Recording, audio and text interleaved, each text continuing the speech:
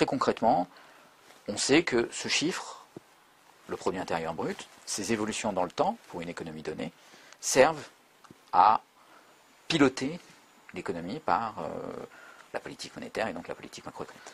Alors le hiatus temporel qu'il y a entre les estimations préliminaires et le fait qu'il faille attendre 3 ans pour avoir les estimations définitives peut parfois conduire à prendre des décisions sur la base d'une information erronée qui va être ensuite révisée. C'est un schéma qu'on a souvent vu.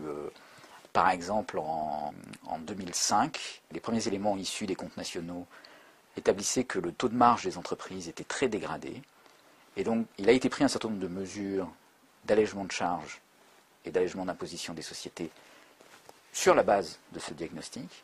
Et il s'est trouvé que dans les comptes définitifs, le diagnostic était totalement inverse.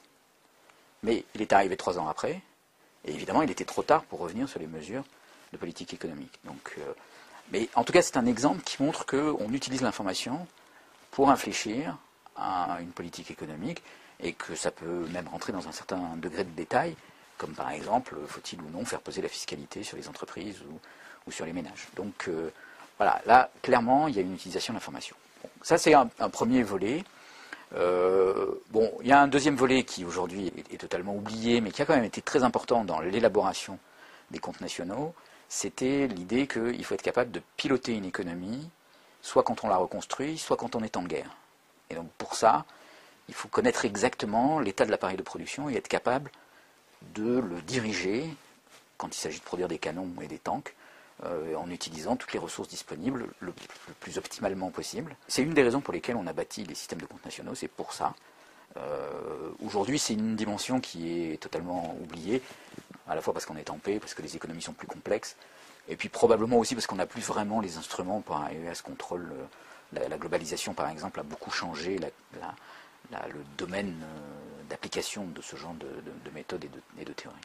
Alors, après, il y a un troisième volet d'utilisation du produit intérieur brut comme élément de comparaison.